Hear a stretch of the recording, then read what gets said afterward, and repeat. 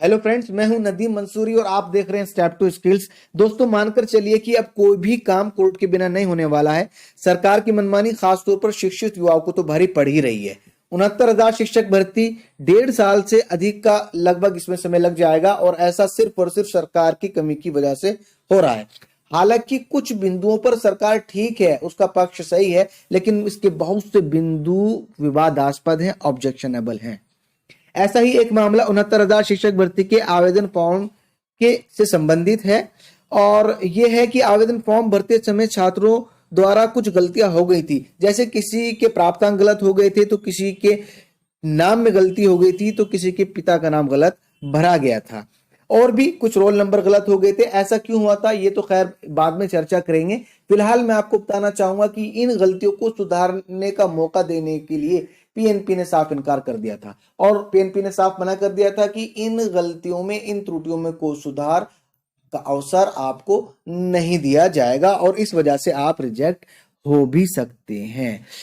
तब परेशान होकर के छात्र लोग हाई कोर्ट गए और वहां से ऑर्डर करा के आए और हाई कोर्ट ने माना कि ये एक मानवीय भूल थी और इसमें फ्लेक्सिबल पीएनपी को होना चाहिए और सुधार का अवसर दिया जाना चाहिए। ये एक राहत भरी खबर है और आप स्क्रीन पर देख भी रहे हैं कि न्यूज है जिसमें लिखा है 69,000 सहायक अध्यापक भर्ती का मामला, सफल अभ्यर्थियों के आवेदन त्रुटि सुधार की याचिका, त्रुटि सुधारने पर विचार कर निर्णय लेने के निर्देश। एचसी ने त्रुटि सुधारने पर निर्णय लेने का दिया निर्देश। कोर्ट ने सचिव बेसिक शिक्षा परिषद को दिया आदेश। याची से ऑनलाइन आवेदन भरते समय हुई थी त्रुटियां। अब बात कर लेते हैं कि ये आवेदन भरते समय जो त्रुटियां हुई थी वो आखिर हुई क्यों थी। एक्चुअली ऐसा इसलिए हुआ क्योंकि उन दिनों वेबसाइट ठीक से काम कर ही नहीं रही थी और पूरा सिस्टम धड़ाम से नीचे गिर गया था।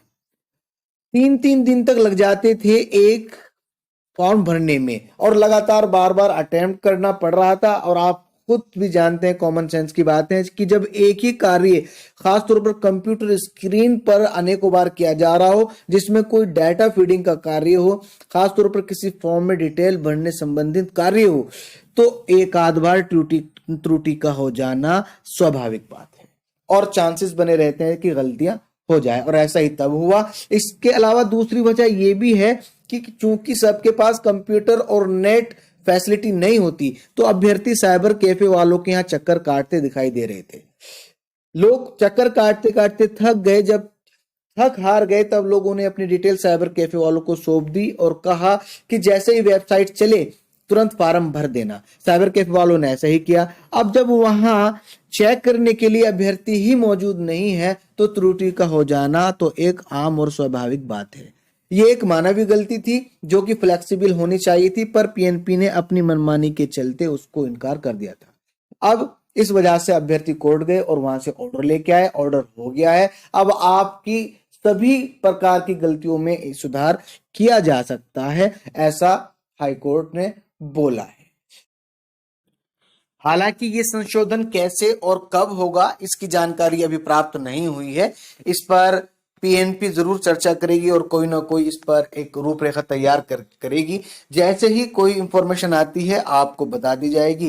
फिलहाल आप ये मान कर चलिए कि जो गलतियां, जो त्रुटियां आपके फॉर्म में हुई है, वो आपको सुधार का मौका दिया जाएगा। फिलहाल आज की वीडियो में इतना ही। कुछ आगे के लिए बने रहिए स्टेप टू स्किल्स में नई नई अपडेट्स के लिए। फिलहाल विदा चाहूंगा। जय हिंद, जय भारत।